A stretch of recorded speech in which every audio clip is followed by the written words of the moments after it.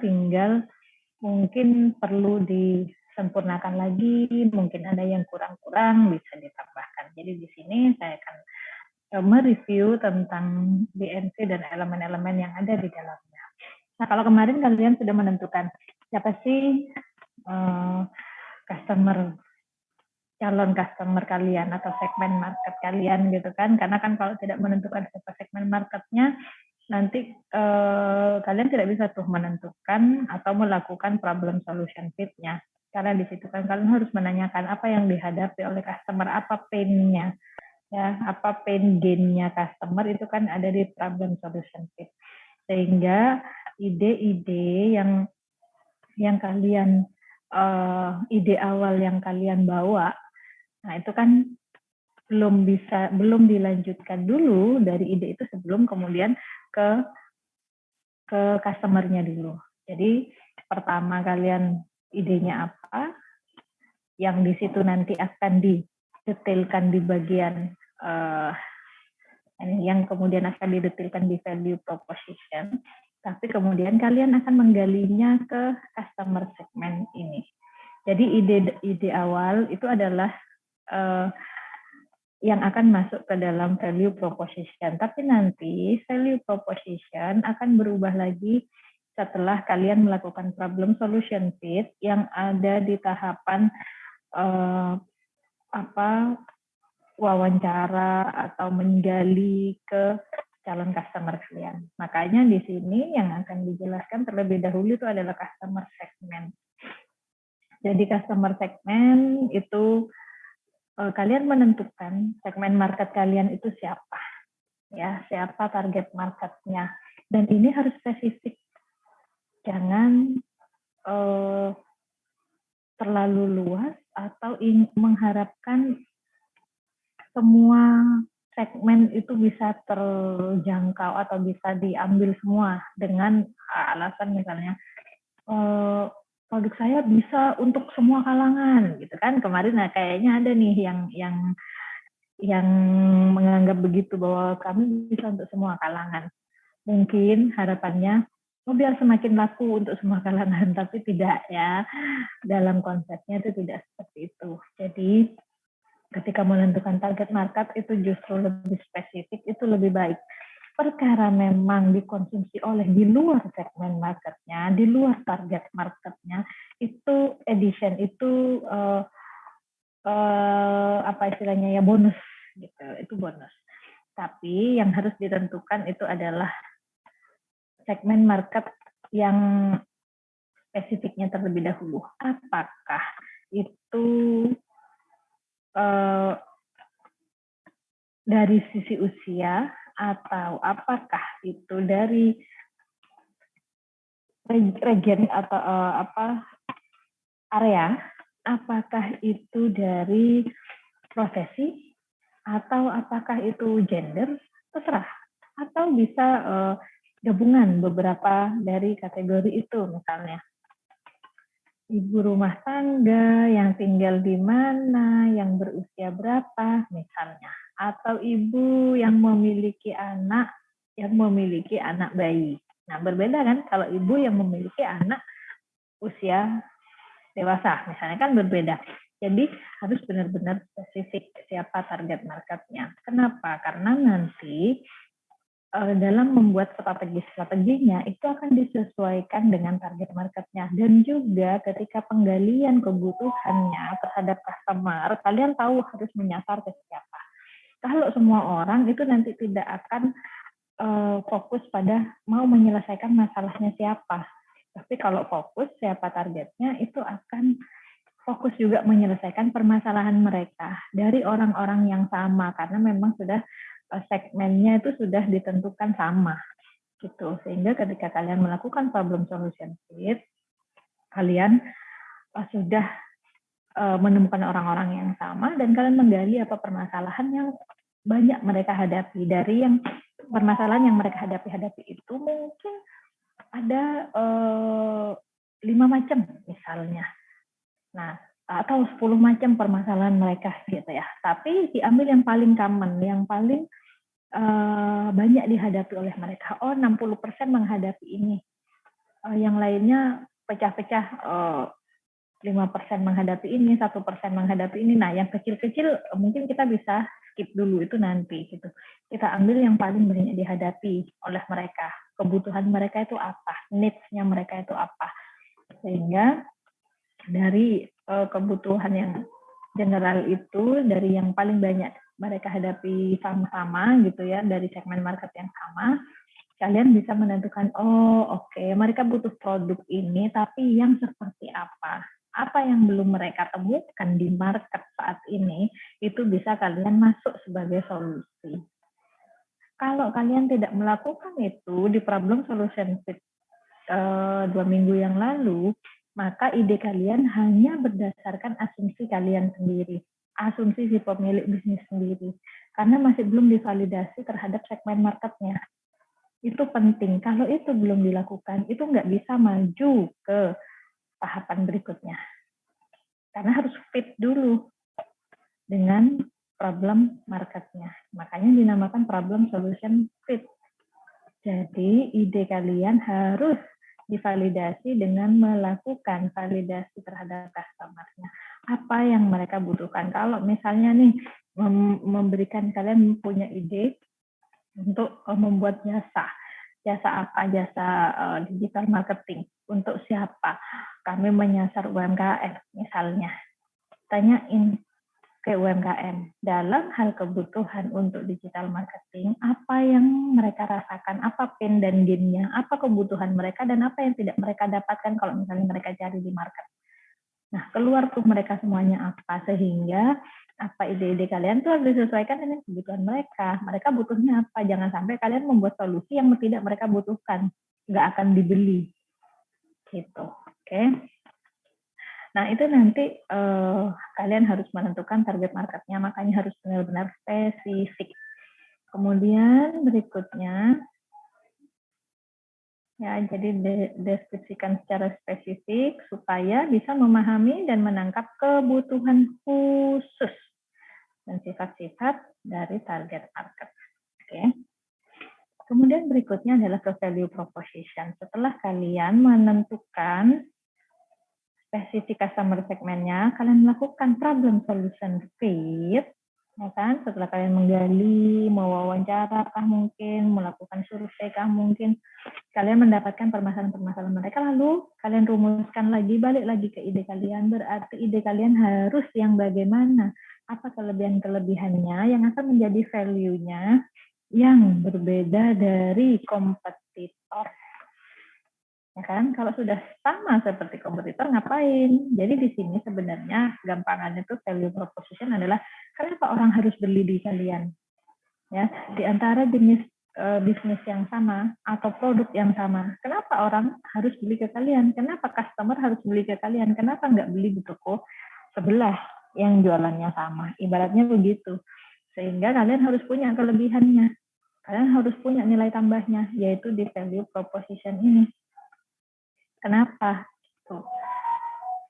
Makanya harus ada diferensiasinya, makanya harus ada kelebihannya. Kalau nggak ada, kalian kalah brand, kalah gede, kalah lebih dulu gitu kan.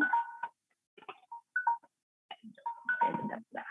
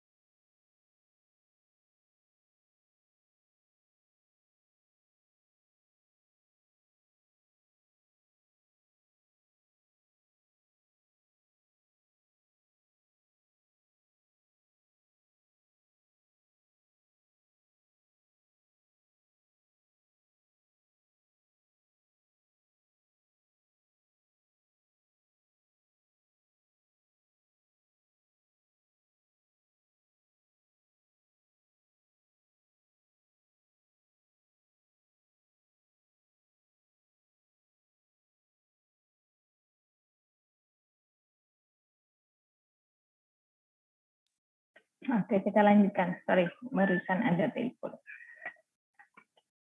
Ya, jadi di sini kalian akan menentukan apa nilai lebihnya daripada dibandingkan produknya kompetitor. Setelah kalian melakukan problem solution fit itu, kalian harus menentukan oke, apa diferensiasinya. Apakah itu dari produknya atau jasanya gitu ya yang akan diberikan perbedaannya atau kelebihannya atau keunikannya sehingga membedakan dari produk atau jasa kalian dengan kompetitor.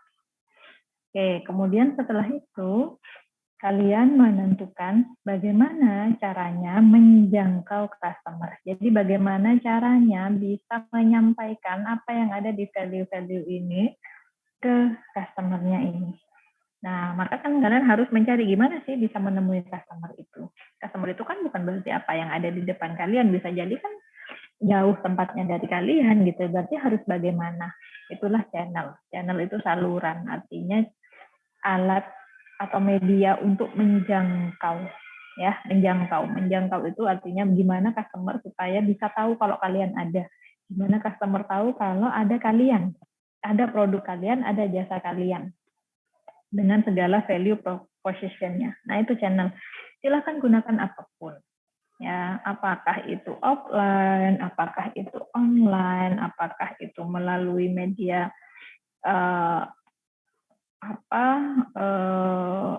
kalau media sosial kan banyak gitu ya. Yang mana?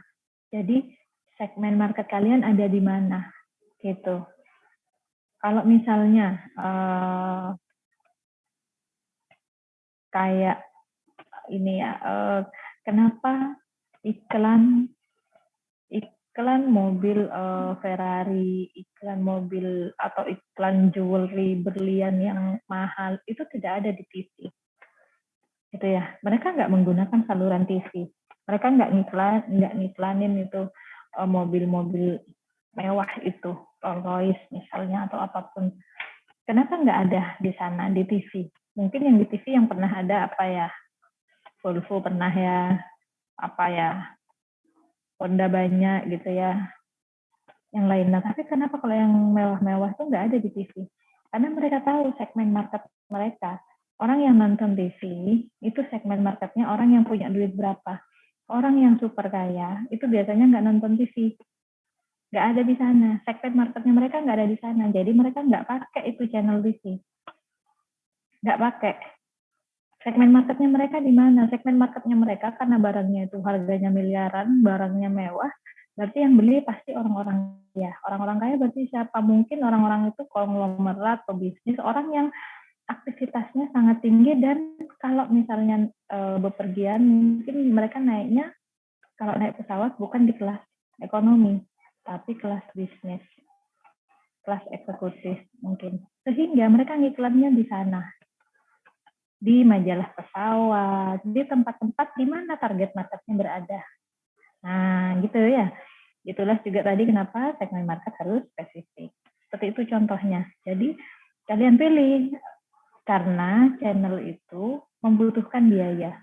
Mau beriklan atau mau di campaign di TV itu bayarnya mahal.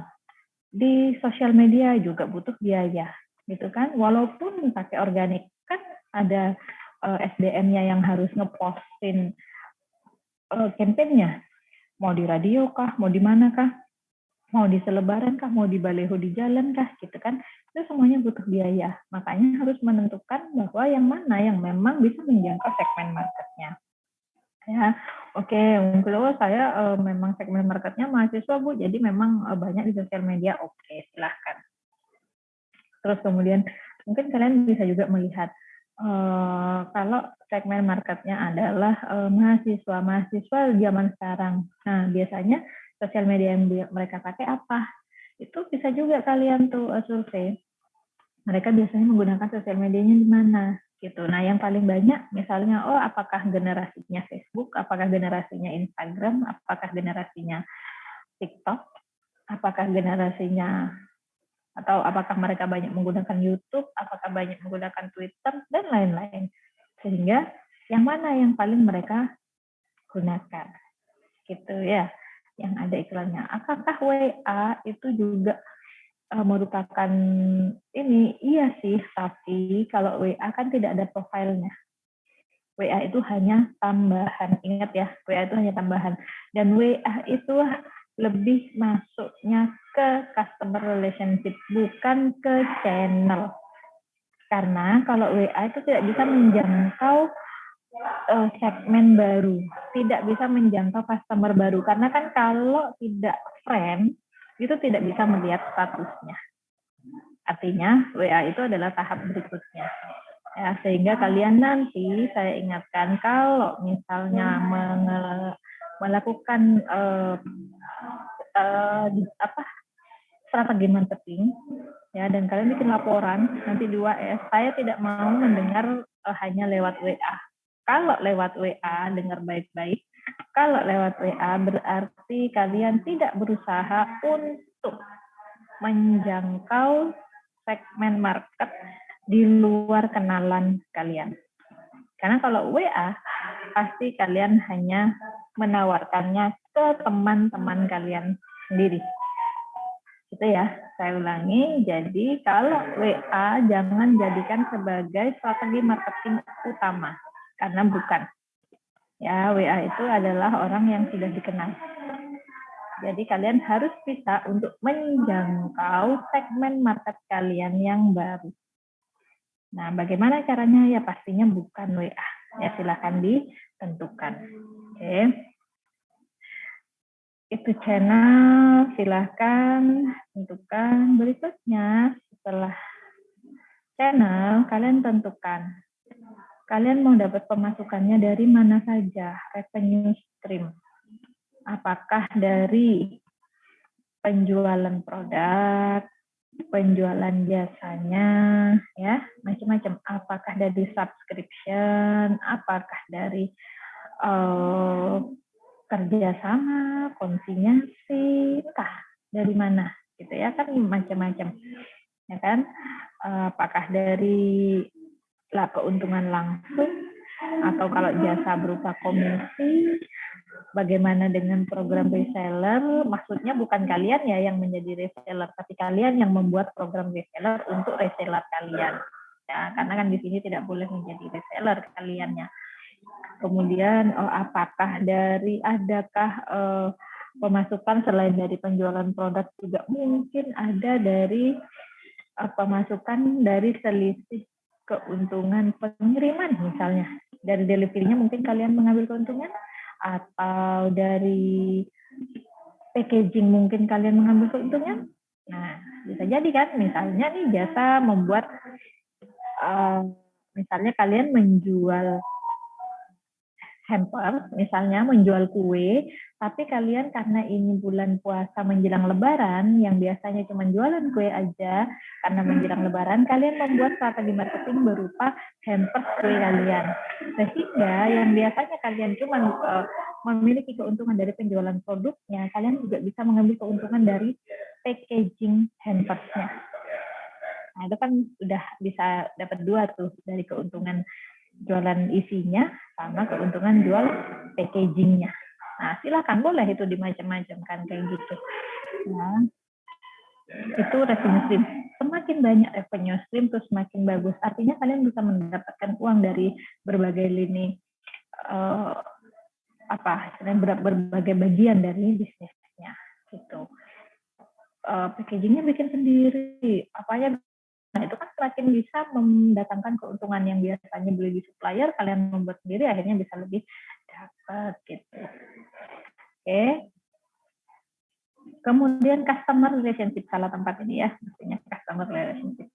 Kemudian customer relationship. Customer relationship itu bagaimana kalian menjaga hubungan dengan customer-nya. Jadi kalau tadi channel, bedanya kalau channel gimana menjangkau ke calon customer-nya. Jadi masih belum dapat nih, tapi gimana menjangkaunya, gimana ketemu dengan mereka. Setelah ketemu dengan mereka dan berhasil menjadi customer kalian, berhasil, ibaratnya udah berhasil transaksi, udah berhasil dapat data, udah berhasil pokoknya udah jadi customer kalian. Nah, berikutnya dirawatnya itu adalah dengan customer relationship. Jadi bagaimana supaya menjaga hubungan? Kalau tadi di channel itu untuk mendapatkan customer, kalau di customer relationship adalah untuk mempertahankan customer, untuk loyalitas, ya, loyalitas. Jadi misalnya kalau untuk menggait pelanggan pertama itu dari channel, gimana nih supaya bisa jadi pelanggan pertama? Ngadain grand opening kah, ngadain daftaran kah, ngadain pembelian pertama diskon berapakah ya. Tapi kalau di customer relationship itu bagaimana supaya mereka melakukan repurchasing. Mereka bisa melakukan pembelanjaan ulang dari setelah mereka menjadi customer, mereka nanti akan beli lagi, atau bahkan mereka bisa merekomendasikan ke orang lain. Nah, jadi kalau misalnya ada promo apa biasanya referral, ya. Kalau kalian TikTok, Snapchat dan berbagai macam aplikasi kan banyak sekarang ya referral ya. Jadi kalau merekomendasikan pakai kode ini nih gitu.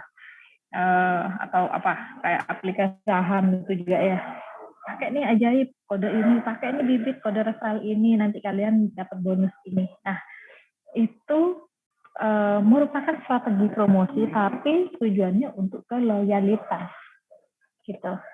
Jadi bukan masuk di strategi promosi yang mau mendapatkan kayak keuntungan tadi, enggak, karena ini adalah justru mengeluarkan, ada biayanya itu referral itu, ya kan, karena kalian harus memberikan bonus kepada yang berhasil ngajak. Itu bisa dijadikan sebagai salah satu strategi di customer relationship, salah satu bentuk di customer relationship. Customer relationship-nya apa? Bisa juga dengan penyediaan customer service. Jadi dengan adanya customer service, pelanggan jadi loyal. Oh, enak nih beli di Polytron misalnya, enak nih beli di Sharp, enak nih beli di LG misalnya, karena customer service-nya ada nih di kota-kota besar gitu, atau di setiap kota ada, sehingga orang kalau beli itu, kalau ada apa-apa servisnya jadi mudah, oke deh beli. Atau kalau misalnya nanti merekomendasikannya beli di ini aja karena di Jember ada customer kemudian kalau misalnya mau beli lagi, oh ya udah deh, karena ternyata bagus customer service-nya, berarti barang-barang elektronikku nanti akan beli merek ini lagi deh gitu. Nah, penyediaan customer service itu sangat penting. Kalau misalnya nggak ada layanan pasca jualnya itu tidak dilayani dengan baik, bisa jadi kan kecewa gitu, karena udah beli terus gimana gitu, nggak ada layanan apapun. Nah, itu untuk menjaga pelanggan itu masuk di customer relationship, bisa dengan customer service, bisa dengan atau customer care ya, sama aja, pemberian diskon, misalnya pemberian poin, reward gitu ya. Jadi setiap mereka belanja dapat poin, sehingga mereka akan ngumpulin poin. Banyak kan yang kayak gitu.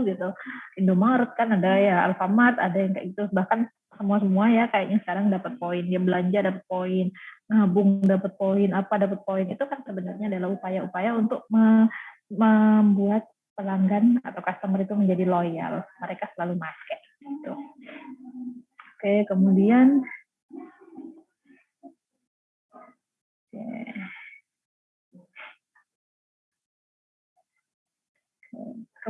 berikutnya adalah setelah kita yang sebelah kanan ya sudah dilakukan, nah baru nih ke yang sebelah kiri, bagian dalam bisnisnya, yaitu apa aja sih yang kalian lakukan untuk memenuhi ini semua tadi. Nah, itu ditulis di sini semuanya. Key activities itu adalah aktivitas-aktivitas utama yang akan kalian lakukan. Aktivitas-aktivitas utama yang rutin dilakukan, bukan yang hanya sekali dilakukan, bukan yang hanya di awal dilakukan, di akhir dilakukan, enggak, tetapi yang utama dilakukan. Gitu.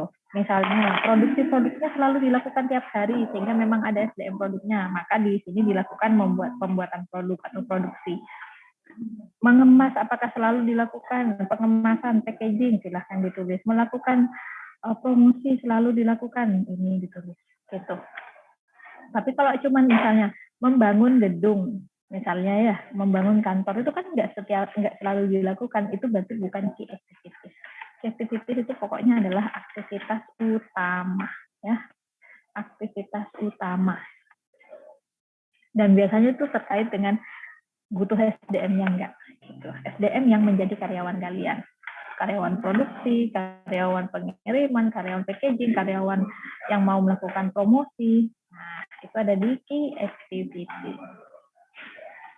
Nah, berikutnya adalah key resource, ya. Di key resource ini apa saja sumber daya yang dibutuhkan. Jadi, untuk melist key resource, ya, sumber daya apa saja yang dibutuhkan dilihat dari key activities-nya.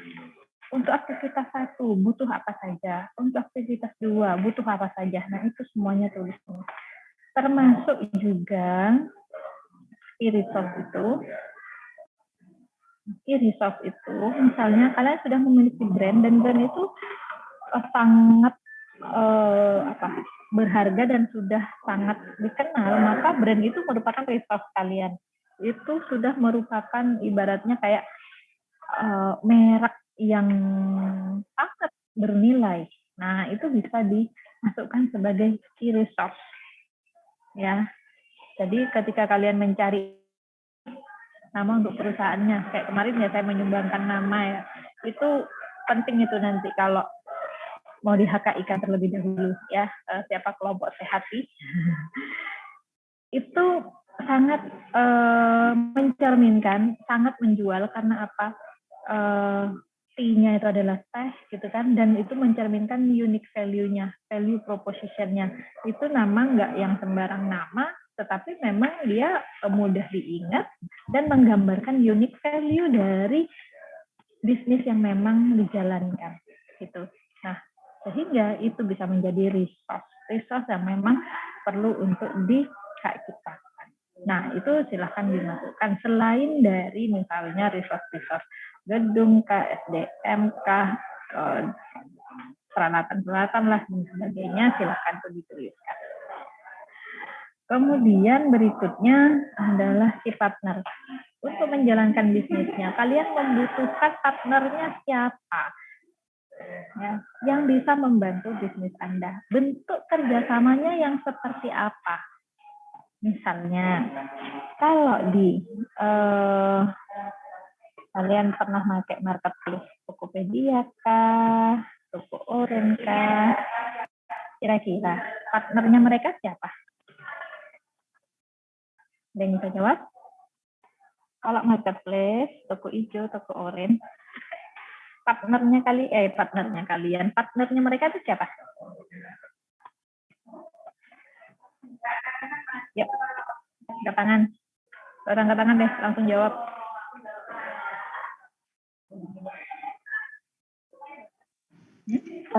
Permisi Bu, izin menjawab. Partnernya siapa? Mungkin sellernya itu ya Bu ya. Siapa? Sellernya itu. Seller. Seller. Okay. Oke, ada lagi? Ya Bu, mungkin influencer Bu.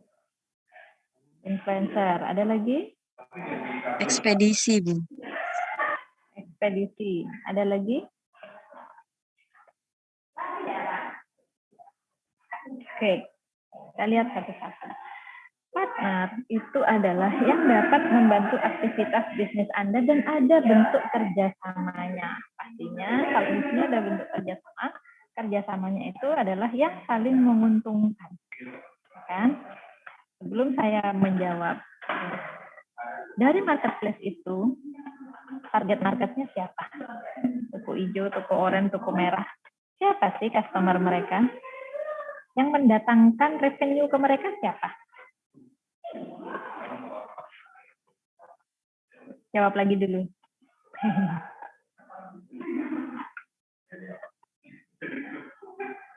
Siapa?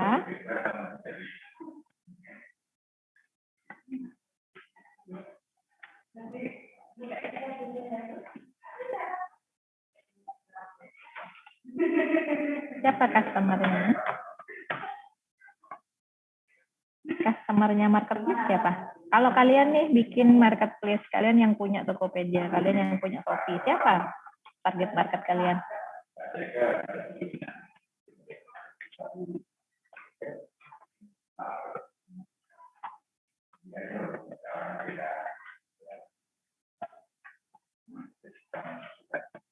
Ada yang bisa berpendapat? Loh, kok diem? Kalian pakai kan marketplace kan? Kalian pakai nggak? Pakai, Bu. Nah, kalian sebagai apa nih? Bagi Tokopedia, bagi Shopee? Pengguna, Bu. Pengguna, Bu. Nah, pengguna itu apa ya? Kan customer kan? Ya kan? Berarti siapa Iya, Bu. customernya? Siapa customernya marketplace? Pengguna dari marketplace tersebut. Ya, Pengguna dari Ya. marketplace tersebut mungkin siapa customernya? pengguna dari marketplace tersebut. Pengguna, user. Semua yang menjadi usernya di situ itu adalah target marketnya. Itu adalah customernya. Baik itu dia masuk sebagai pembeli ataupun dia masuk sebagai penjual. Kan bisa kan, satu akun bisa jadi pembeli sekaligus penjual. Itu customernya. Karena dari mereka lah mereka dapat pemasukan.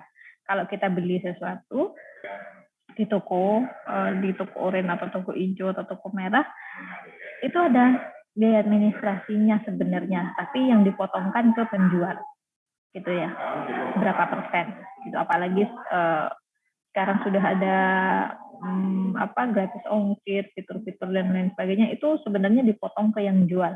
Nah itu kan menjadi pemasukannya si marketplace itu. Nah berarti customernya adalah si user-user ini, baik pembeli maupun penjual, ini adalah customernya. Ya, customer. Nah, kalau partnership yang mana berarti?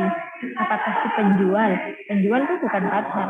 Penjual itu adalah justru customernya mereka. Karena yang ngasih duit mereka. Jadi ibaratnya marketplace kan pasar. Penjual itu adalah toko-toko. Toko-toko itu ibaratnya nyewa tempat ke pasar itu. Beli tempat ke pasar itu. Gitu. Sehingga kan kalau punya pasar, punya lahan, customer-nya adalah si orang yang mau jualan atau toko-toko.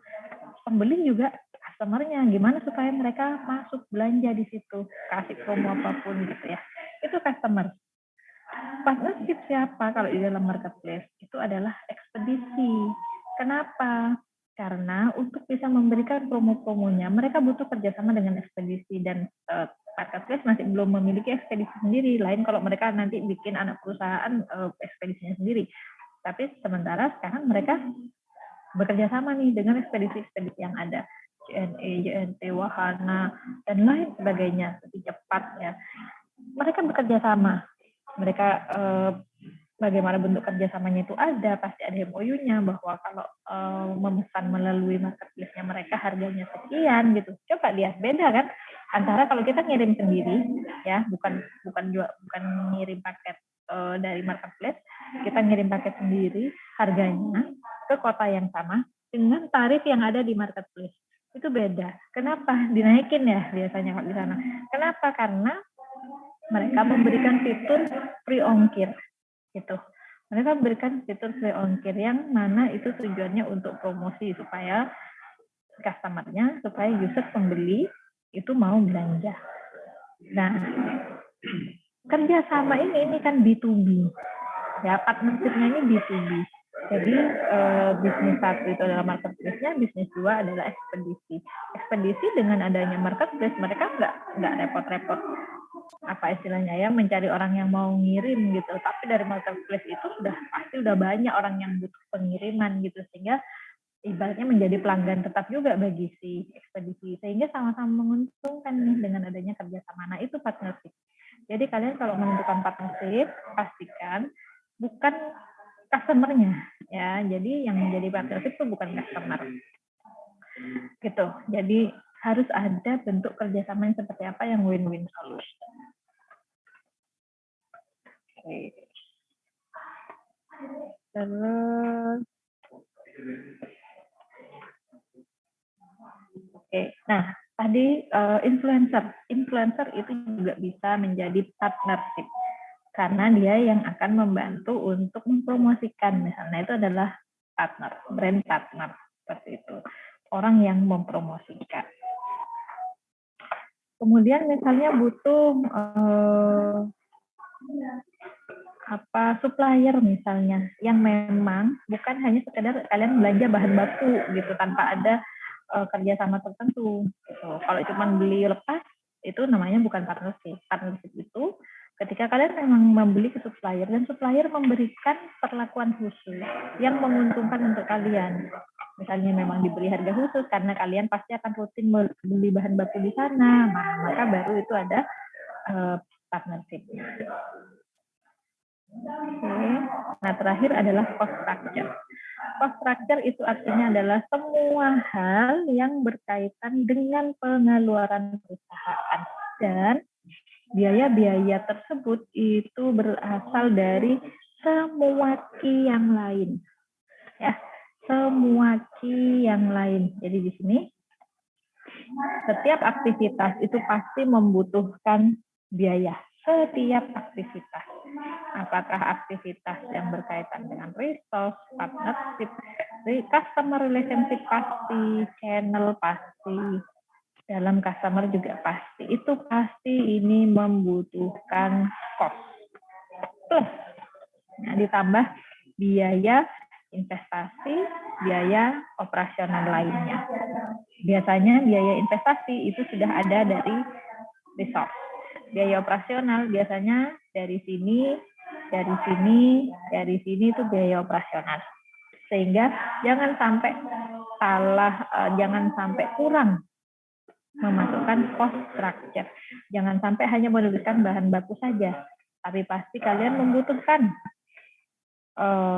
SDM, biaya SDM wajib ya. Jadi jangan sampai ya nanti ya masih kurang, biaya SDM-nya belum masuk, biaya tempat belum masuk, biaya apalagi peralatan belum masuk. Bu, saya masih pakai rumah orang tua, misalnya bikin makanan. Bu, saya masih pakai dapurnya ibu saya. Tetap dihitung, variabelnya harus ada. Nilainya masih bernilai 0, jangan bernilai angka langsung, tapi bernilai persentase saja. Sehingga kalau misalnya produksi masih 0, persentasenya 10% dari 0 kan masih 0 gitu. Jadi sudah tentukan variabelnya dan persentasenya. Berapa persentasenya? Gitu. SDM, berapa gaji karyawan? Oh, Bu, yang mengerjakan kelompok kami, Bu, kami belum punya karyawan. Ya kan kalian SDM. Gitu. Jadi harus ada variabelnya. Ya. Siapa yang melakukan pemasaran? Siapa yang melakukan produksi? Siapa yang melakukan pengiriman? Nah, apa saja SDM yang dibutuhkan, tulis SDM-nya. SDM pemasaran, SDM apa. Berapa gaji mereka? Total gaji SDM misalnya dipatok 10% dari total pendapatan. 10% dari total pendapatan. SDM-nya ada berapa? Ada 3. Oke, 10% itu kalau misalnya memang sama pekerjaannya, 10% itu bagi 3. Tapi kalau nggak sama, lebih berat di produksi misalnya, maka produksi bisa jadi 40%. Yang 2 lagi 30%, misalnya. Dari apa? Ya dari pendapatan, dari keuntungan. Gitu. Sehingga nanti kalau misalnya masih 0 di revenue itu, maka pasti di sini 0. Karena kan berbasis persentase. Tapi harus ada semuanya. Gitu. Jadi jangan takut nanti dapat mana gitu kan, masih belum ada. Ya udah belum ada nggak masalah kan, berapa persen pun kali 0 masih 0. Kalaupun cuma dapat 10.000 ya udah berapa 10% dari 10.000 itu biayanya, termasuk tempat.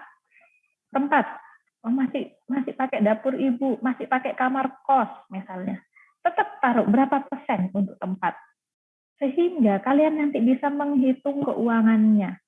Jangan sampai nanti dari biaya-biaya yang semestinya dikeluarkan itu nggak terhitung, sehingga nanti keuntungannya tidak mencukupi untuk membayari itu semua.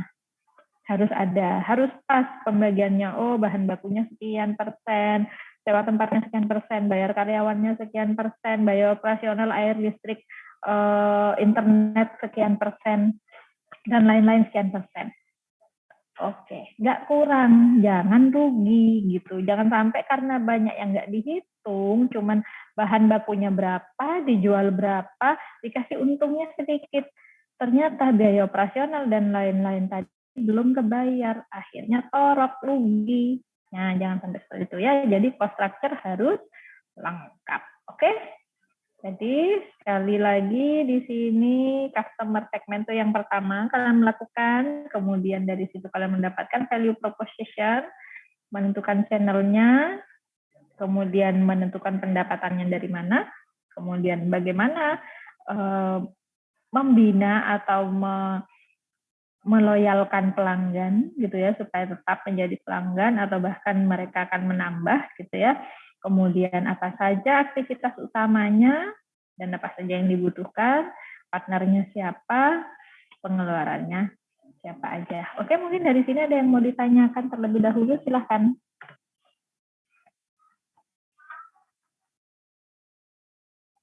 Silakan.